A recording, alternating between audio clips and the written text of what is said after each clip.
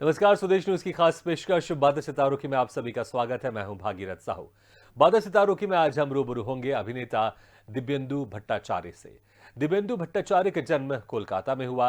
Graduation की पढ़ाई पूरी करने के बाद दिव्येंदु ने नेशनल स्कूल ऑफ ड्रामा में एडमिशन लिया और वहां कई दिग्गज अभिनेता और निर्देशकों से अभिनय के गुर सीखे। इसके बाद दिव्येंदु ने मुंबई का रुख किया और वहां मॉनसून वेडिंग से फिल्म जगत में कदम रखा। इसके बाद दिव्य दृष्टि, अब तक 56, ब्लैक फ्राइडे, मंगल पांडे, धन धना धन गोल समेत कई फिल्मों में अभिनय किया। तो दिव्येंदु के फिल्म देवडी में चुन्नी लाल, ब्लैक फ्राइडे में एड़ा याकूब, बीए पास में जॉनी के किरदार को काफी पसंद किया गया। तो वेब सीरीज अनदेखी में डीएसपी के किरदार, क्रिमिनल जस्टिस पार्ट 1 में और जमतारा में निभाए किरदार को काफी पसंद किया जा रहा है। दिव्येंदु ने हिंदी फिल्म और वेब सीरीज के साथ बंगाली फिल्म में एक थी तरार खोंजे, जॉल जोंगले में भी अदाकारी की है। तो बहुत जल्द फिल्म रॉकेट बॉय और लूप लपेटा में अहम भूमिका में नजर आएंगे। तो आज हम इनसे रूबरू होंगे और जानेंगे इनके अभिनय के सफर के बारे में। और इस वक्त हमारे साथ सीधे जुड़ गए अभिनेता दिव्येंदु भट्टाचार्य। दिव्येंदु जी, आपका बहुत बहुत स्वागत है स्वदेश न्यूज की खास पेशकश बातें सितारों की में। हाय हाय। जी दिव्येंदु जी, नमस्कार। आप इतने बड़े जो संस्थान है एक्टिंग का, नेशनल स्कूल ऑफ ड्रामा, वहां से आप पास आउट है। और लेकिन वहां तक पहुंचने का सफर कैसा था? क्योंकि एनएसडी में जाना इतना आसान नहीं होता है। हजारों लोग कोशिश करते हैं हर साल, लेकिन कुछ सीटें जरा सी रहती है और उन हजारों लाखों के बीच में से कुछ लोगों का सिलेक्शन होता है। तो एनएसडी का जो सिलेक्शन का सफर था, वो सफर कैसा रहा आपका? और आखिर शुरुआत आपकी कैसे हुई? कई कब आपको लगा कि आपको इस एक्टिंग के क्षेत्र में जाना है, आपको एक्टर बनना है?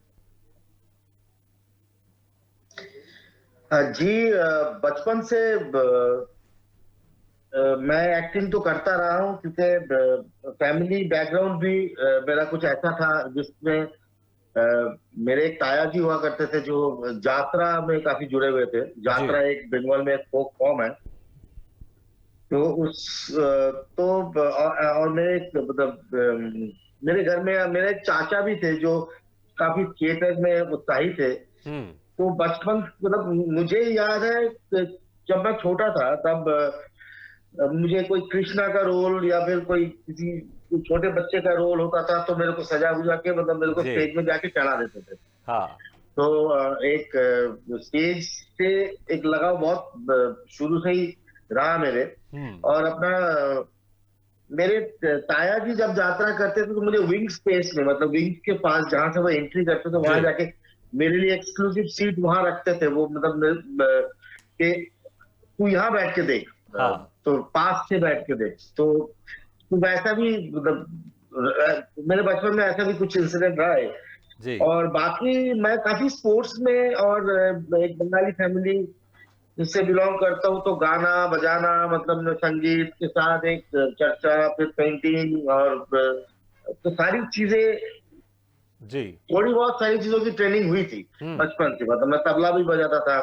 मेरी बहन गाना गाती थी, जी। डांस करती थी, तो मैं उनके साथ संगत करने के लिए गाने में संगत करने के लिए कथक डांस करती थी तो उसमें भी संगत करने के लिए मैं तबला बजाता था। जी। तो एक कल्चर के साथ एक बॉन्डिंग बचपन से होती चलती रही जी। मतलब। और फिर बाद में जब मैं अपना टेंथ पास किया जब 1988 में, हम्म। 88 के बाद मैं थिएटर ज्वाइन किया और लगातार मैं ग्रुप थिएटर करता रहा। और I was awarded best actor by IPTA क्या आईपीटीए। बात है!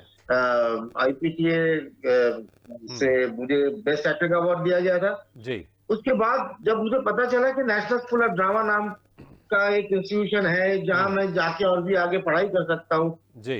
जो चीज मैं अभी करता हूँ जिन चीजों के लिए मुझे एप्रिसिएशन मिल रहा है, हो सकता है मैं आगे जाके पढ़ाई करूँ और इसको बेटर कर सकता हूँ। जी। तो इसीलिए मैं नेशनल स्कूल ऑफ ड्रामा जाने को सोची। और हम्म। फिर हो गया मतलब मुझे it was a scholarship program. बिल्कुल। तो चांस मिल गया था और पास आउट भी हो गया। फिर उसके बाद national school of drama repertory company में भी मैंने काम किया। जी। अच्छा, जब तो जब आपका एनएसडी कंप्लीट हुआ, तो उसके बाद दो ऑप्शन थे आपके पास। हालांकि अक्सर जो एक ऑप्शन इंसान जरूर जाता है, एक मुंबई था और दूसरा था वापस कि आप कोलकाता जाए, फिर वहां पर आप रंगमंच पे आप जो आपकी जर्नी उसको और आगे बढ़ाए। तो क्या उस वक्त पहले से आपने डिसाइड करके रखा था कि एनएसडी खत्म होने के बाद मैं मुंबई जाऊंगा, कोलकाता नहीं आऊंगा, और जब भी मुझे मौका मिलेगा मैं काम तो एक एक्टर हर जगह करता है, लेकिन क्या पहली प्रायोरिटी आपकी मुंबई थी? नहीं नहीं नहीं, बिल्कुल मेरी पहली प्रायोरिटी मुंबई नहीं थी। हम्म। तो इसलिए आप देखिएगा, मैं 1997 का पास आउट हूँ। जी। मेरा मेरा जो कोर्स का टेन्योर था वो 1994 टू 1997 था, लेकिन हम्म। मैं तुरंत मुंबई की तरफ रुख, जैसे बहुत लोग कर जाते हैं, मतलब जी। पास आउट होते ही बहुत सारे लोग हैं जिनको, बहुत सारे स्टूडेंट हैं जो पास आउट होते हैं, उनका सीधा टारगेट ये होता है कि मैं मुंबई जा रहा हूँ। हम्म। तो हो ही सकता है, कोई रीजनल क्षेत्र में काम करता है, कोई किसी और जगह में, कोई प्रोफेसर बनना चाहता है, कोई टीचर बनना चाहता है। जी। वैसे मैं एक्टिंग पास आउट हूँ, और लेकिन मैं रेपर्टरी कंपनी में रह गया था। रेपर्टरी कंपनी के साथ काम करना बेहतर लगा मुझे, क्योंकि एज एन एक्टर मुझे 3 साल और भी राष्ट्रीय नाट्य विद्यालय के साथ काम करना था, रंगमंच पे काम करना था। मैं रीजनल बैकग्राउंड से आया हुआ लड़का हूँ, मैं जी। बंगाल से आया हूँ। तो मुझे काम करना है हिंदी क्षेत्र में, मतलब जो बिल्कुल। हिंदी रंगमंच में काम करना है। अगर मैं मुंबई की तरफ भी रुख करता हूँ तो वहां जाके हिंदी फिल्मों में भी काम करना है मुझे। तो मैं चाह रहा था कि और भी कॉन्फिडेंस मिले मुझे, मतलब जी। और भी कॉन्फिडेंट होके मैं आगे रुख करूं। तो मैं रेपर्टरी कंपनी के साथ 3 साल मैंने काम किया। जी। और उसके बाद वो रेपर्टरी कंपनी छोड़ने का जब मैंने इरादा किया, जो अब हो गया, 3 साल हो गया, जी। अभी मुझे या तो अपने क्षेत्र में जाना है, अपने बंगाल में जाना है, या तो फिर कहीं और जाके काम करना। जी। तो मैं कलकत्ता गया भी था, तो मतलब कुछ दिनों के लिए कलकत्ता गया था। वहां उस टाइम जाके मैंने एक छोटा सा सीरियल भी किया था, मतलब उसमें जी। भी 4-5 दिनों का काम किया था, मतलब इन लोग के 5-6 एपिसोड में आया भी था। लेकिन मुझे कुछ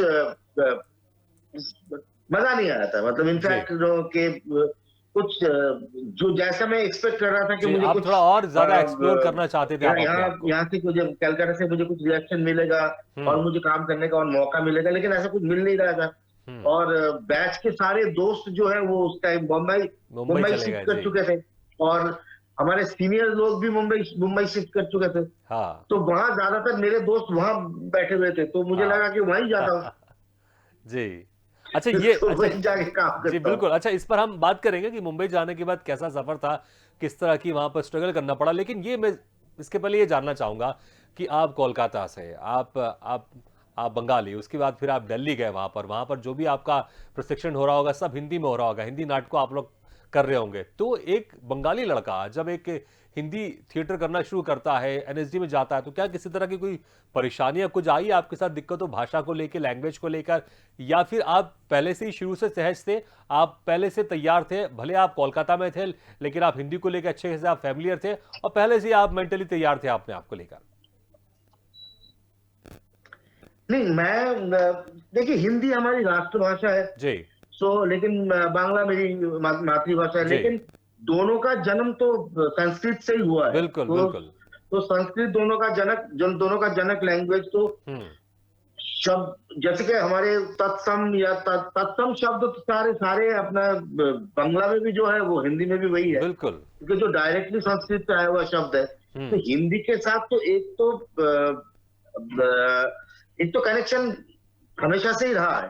और एविड हिंदी फिल्मों का फैन हूं मैं, बचपन से। बच्चन साहब, जितेंद्र, धर्मेंद्र, बलराज साहनी, आप बोलिए, मतलब सब देखते हैं हम बचपन से। और मतलब स्कूल बंक करके सिनेमा देखे हुए हैं, मतलब तो 5-5, 6-6 बार एक फिल्में देखी हमने।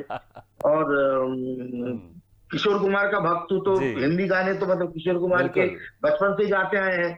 तो लैंग्वेज के साथ एक अंडरस्टैंडिंग तो पहले से ही है, मतलब। और बंगाल, आपको मालूम हो, कलकत्ता में ह्यूज पॉपुलेशन है जो बिल्कुल बिहार से है, जो बिल्कुल बड़ा एक मारवाड़ी पॉपुलेशन है। है। तो कलकत्ता में भी हिंदी रंगमंच है। कलकत्ता में जैसे कि श्यामानंद जालान जी है, रंगकर्मी उषा गांगुली, मतलब उन लोग के, ये लोग भी सारे बहुत सालों से हिंदी रंगमंच भी कलकत्ता में करते हैं लोग। तो वो भी देखा करता था मैं। तो एक एसोसिएशन पहले से ही था। ऊपर से फिर जब मैं नेशनल स्कूल ऑफ ड्रामा में दाखिल हुए, तो फिर उसके बाद तब मुझे लगा कि अभी तो काम तो मुझे हिंदी में ही करना है। हाँ तो बस हिंदी की और भी हमने पढ़ाई शुरू की, जी। और चिल्ला चिल्ला के न्यूज़पेपर पढ़ता था, अखबार पढ़ता था, सब अच्छा, आप चिल्ला चिल्ला के न्यूज़पेपर लोगों को परेशान करता जी, था। वाह, बिल्कुल, मतलब यही पूछना चाह रहा हूँ, कभी किसी ने टोका, अरे यार चिल्ला चिल्ला के क्यों पढ़ते हो यार, मन में पढ़ लो, ऐसा किसी ने टोका होगा जरूर आपको? नहीं, मैं चिल्ला चिल्ला के पढ़ता था, और लोग भाग जाते थे मेरे से। मैं तो ऐसे चिल्ला चिल्ला के, ये मतलब विधानसभा क्षेत्र के लोग ऐसे करके मैं, तो तो मेरे दोस्त लोग कहते थे, ए भाई अखबार आ गया, भाग। जी जी। सुबह का न्यूज लेके आ गया। हाँ। वाकई बड़े अच्छे एक्सपीरियंस थे उस समय कि आपने फिर से आपको भी यादें ताज़ा हो गई होंगी। अच्छा, उसके बाद फिर जब आप मुंबई में गए, क्योंकि अक्सर एनएसडी से जो पास आउट होते हैं, अक्सर क्योंकि बहुत सारे लोग हैं जो एनएसडी से पास आउट है बहुत बेहतर काम कर रहे हैं, लेकिन हमने ये भी सुना है कि एनएसडी से तो हर साल बहुत सारे लोग पास आउट होते हैं, लेकिन हर किसी को वो मुकाम हासिल नहीं हो पाता है जो इरफान खान जी को हुआ है, जो मनोज वाजपेयी को, ऐसे तमाम लोग हैं जिनको वो मुकाम हासिल हुआ है, क्योंकि हर साल बहुत सारे लोग एनएसडी से पास आउट होकर निकल रहे हैं। तो जब आप एनएसडी से पास आउट होकर निकले, आप सीधे मुंबई नहीं गए, आप पहले रेपेट्री में काम किया आपने, उसके बाद जब आप मुंबई गए तो जो सोच कर गए थे आप कि मैं जा रहा हूं एनएसडी की, बताऊंगा कि मैं एनएसडी से पास आउट हूं तो मुझे ज्यादा बेहतर काम मिलेगा या मुझे सहूलियत होगी, ऐसा कुछ था कि एनएसडी का जो आपके पास एक सर्टिफिकेट था उसका आपको फायदा हुआ, या फिर बाकी दूसरे एक्टर की तरह ही आपको स्ट्रगल करना पड़ा? सर्टिफिकेट का कोई फायदा नहीं। हम्म। फायदा है कॉन्फिडेंस में, फायदा है मतलब इतने बड़े बड़े टीचर्स के साथ 3 सालों का जो सानिध्य है, और बड़े बड़े टीचर्स के साथ, अच्छे एक्टर्स के साथ कोलाबोरेशन, ये सब, ये जो जी 3 साल, उसके बाद 3 साल और जो है रेपर्टरी कंपनी में हम बिताए हैं, ये एक बहुत बड़ा कॉन्फिडेंस है कि क्राफ्ट को मैं जानता हूँ, मतलब इसमें मैंने पढ़ाई की है, और शेक्सपियर किए, मतलब मैं मॉलियर किए, मतलब बड़े बड़े लिटरेचर, चेखव जी। किए, गोरकी किए, इब्सन किए, तो इधर अपना बादल सरकार, रविन्द्रनाथ टैगोर, मतलब विजय तेंदुलकर, तो ये पूरे जितने भी, चंद्रशेखर कामत, गिरीश कर्नाड, सबके बड़े बड़े राइटर्स के काम, राइटर्स के प्लेज करना, नाटक करना, तो जी इसमें एक अलग लेवल का कॉन्फिडेंस तो आपके अंदर रहता ही है। बिल्कुल। अच्छा, तो लेकिन जो आपका पहला ब्रेक मैं था। आपको बताता हूँ कि मैं जब प्रोडक्शन हाउस में जाता था, जाके कहता था कि मैं नेशनल स्कूल ऑफ ड्रामा से हूँ, तो लोग तो नेशनल स्कूल ऑफ ड्रामा को एनएफडीसी भी कहते थे। अच्छा। तो एनएसडी, मैं जाके कहता था कि मैं एनएसडी से हूँ, और अंदर फोन करके बताते कि कोई एनएफडीसी से आया है।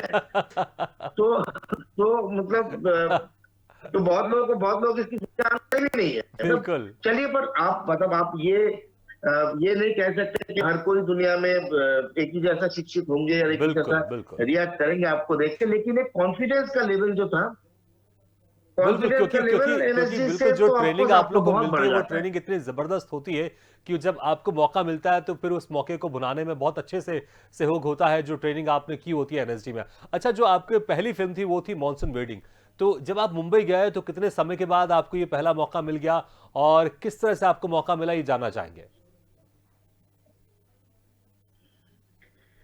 तो मैं एक्चुअली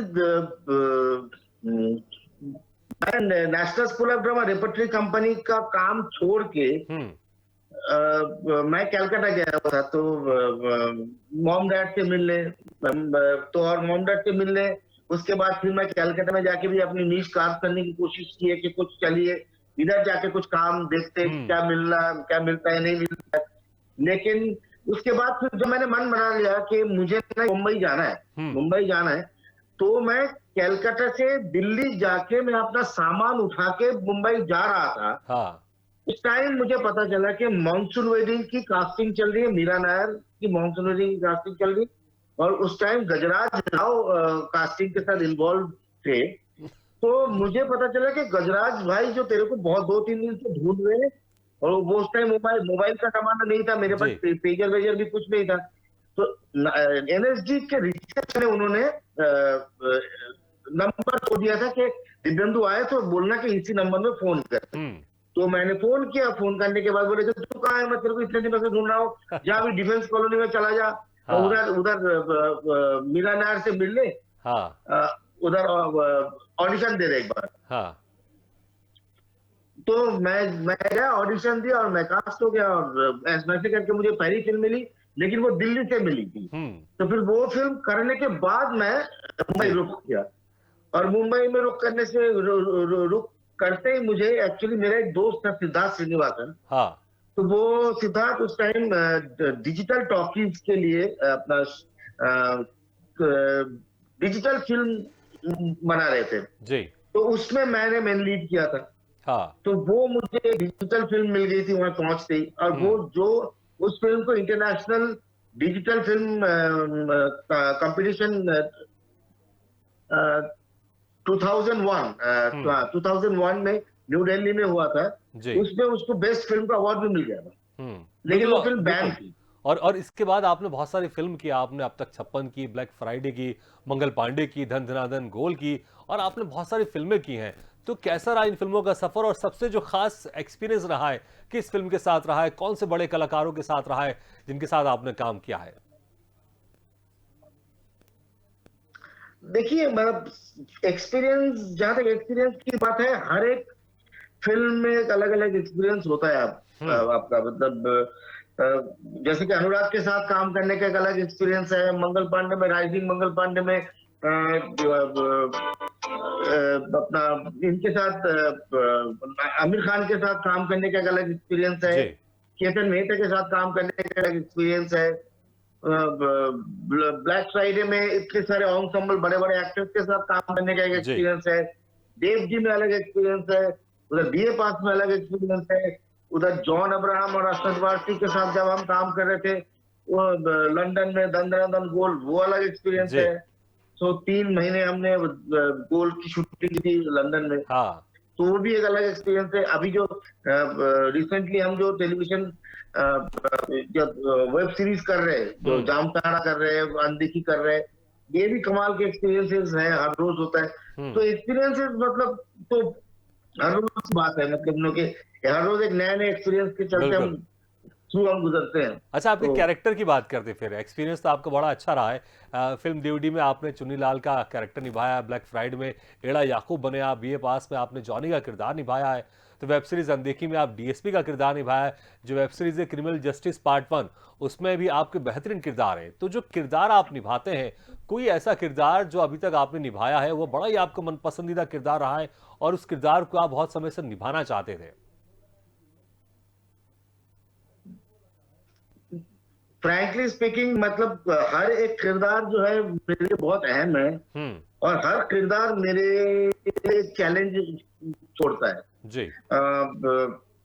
और ऐसा कोई किरदार नहीं है जिस किरदार को लेके मैं घर जाता हूँ। अच्छा, मतलब वो सारे किरदार को मैं वो सेट पे ही छोड़ के जाता हूँ। मतलब मेकअप उतारा आपने और उस मेकअप के साथ आपका किरदार भी उतर जाता है।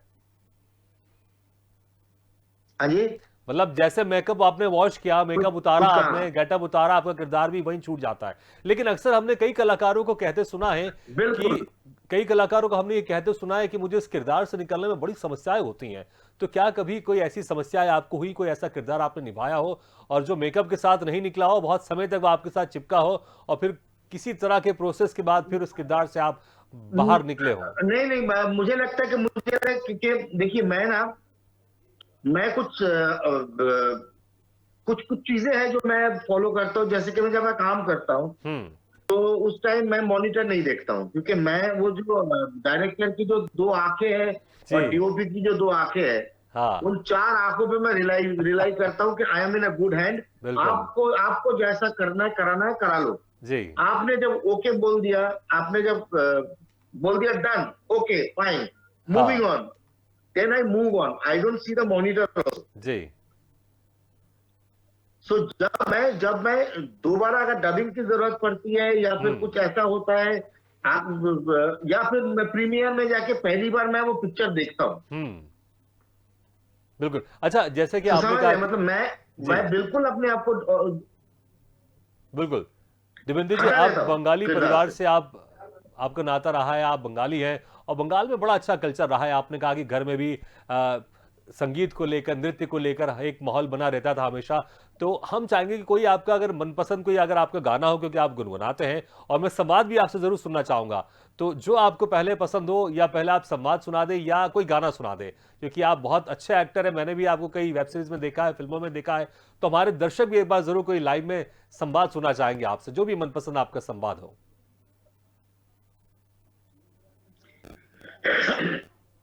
ये संवाद तो काफी है। एक देवडी में मेरा एक डायलॉग था जो काफी अम, चर्चित हुआ, जी। चर्चा में आया था वो डायलॉग कि दिल्ली में बिल्ली हाँ। दिल्ली में बिल्ली मार लो, खा लो, पालो मत, बहुत महंगा पड़ता है, कीमत चुकानी पड़ती है दिल से। बढ़िया, बहुत बढ़िया। अच्छा, रंगमंच तो भी आपने बहुत ये किया आपने। काफी जी। अच्छा डायलॉग था। हाँ, बिल्कुल। ऐसे ही कोई एक दो और मजेदार डायलॉग जो जी। आपको बड़े ही व्यक्तिगत तौर पर पसंद है। अम, और अ, ये जो अनदेखी में मेरा एक कलम था, मतलब जो काफी काफी चर्चा में है कि मतलब न कि this is the last time I am telling you that I am a DSP not an inspector. और ये जो जी। अंधे में जो स्टार्स दिख रहे हैं ना तुमको, हाँ। ये डीएसपी के होते हैं, इंस्पेक्टर के नहीं होते। तुम इंस्पेक्टर नहीं बोलोगे, आई एम अ डीएसपी। हाँ। तो ये तकिया कलाम था, बार बार मैं लोगों को यही कहता नहीं था। नहीं, बहुत अच्छा। मैंने देखा है, बहुत जबरदस्त आपने उसमें अदाकारी की और संवाद तो वाकई बहुत अच्छे हैं। अच्छा, गाना भी सुनना चाहेंगे, क्योंकि आप हमें को पता चला है कि आप गुनगुनाते बहुत अच्छा हैं, और आपका जो फैमिली रहा है वो भी पूरी तरह से उसमें संगीत का एक माहौल रहता था। तो कोई आपको मनपसंद गाना, बंगाली भी हो तभी चलेगा और हिंदी हो तो और अच्छी बात है। अरे यार, आप कहाँ फंसा रहे हो मुझे? नहीं नहीं नहीं, बिल्कुल एक आध गाना तो बनता है, क्योंकि आप गुनगुनाते जरूर हैं। रिक्वेस्ट है मेरी तहे दिल से आपसे। अरे यार, क्या कौन का मुझे लगता है बप्पी दा के कोई गाना तो आपको जरूर इस पसंद होगा, क्योंकि मोर पे गाते हैं कुछ सुस्त कदम रस्ते, कुछ तेज कदम राहे, पत्थर के हवेली को शीशे के घरों में, बिंदुओं के नशे मन तक इस मोड़ से जाते हैं, हाँ इस मोड़ से जाते हैं। बहुत बड़े दिव्येंदु जी, अभी तक हमारे दर्शकों ने आपको एक्टिंग करते हुए देखा होगा, आज उन्होंने आपको गाना गाते हुए भी सुन लिया। अच्छा दिव्येंदु जी, मुश्किल से 1 मिनट का समय बाकी है, तो चाहूंगा जी जी। आप जल्दी से, जो भी आपका एक अपकमिंग प्रोजेक्ट है, किन फिल्मों में और किन वेब सीरीज में आप और नजर आने वाले हैं। सिर्फ 1 मिनट का समय बाकी है हमारे पास। अभी फिलहाल तो ऑडियंस के लिए मैं ये कहूंगा कि 4 तारीख मेरी 2 रिलीजेज है। एक है नेटफ्लिक्स में है लूप लपेटा, जी। और सोनी लिव पे है रॉकेट बॉय। जरूर देखें, दोनों ही बहुत अच्छा बेहतरीन बेहतरीन काम है, बेहतरीन सीरीज है। बहुत ही मेहनत से, बहुत शिद्दत से, बहुत प्यार से बनाया जी। हुआ दो सीरीज है, तो ये जरूर देखें। और आगे फिर जामतारा सीजन 2, अंधे की सीजन 2, हम्म। गॉन गेम सीजन 2, खुदाफिज 2, ये सारी अभी जब आते रहेंगे, अब लोग पता चलता रहेगा। देखिएगा, पास रहिएगा और बिल्कुल साथ रहिएगा। बिल्कुल, अब हम भी लोग आपको बहुत बहुत तभी शुभकामनाएं मजा देते आएगा। हैं, क्योंकि जिस तरह से और लगातार आपको प्यार मिल रहा है दर्शकों का, ऐसे ही प्यार आपको मिलते रहे और ये प्यार और आपके लिए बढ़ते रहे। दिव्येंदु जी, बहुत बहुत शुक्रिया, समय निकालकर आपने हमारे इस कार्यक्रम में बिल्कुल शिरकत की। बिल्कुल, सब कुछ है। Thank you very much. तो बातें सितारों की में आज हम रूबरू हुए अभिनेता दिव्येंदु भट्टाचार्य से। अगली बार हम फिर किसी शख्सियत से मुलाकात करेंगे, तब तक के लिए दीजिए इजाजत। लेकिन खबरों का सिलसिला लगातार जारी, आप देखते रहिए स्वदेश न्यूज, सबसे पहले देश।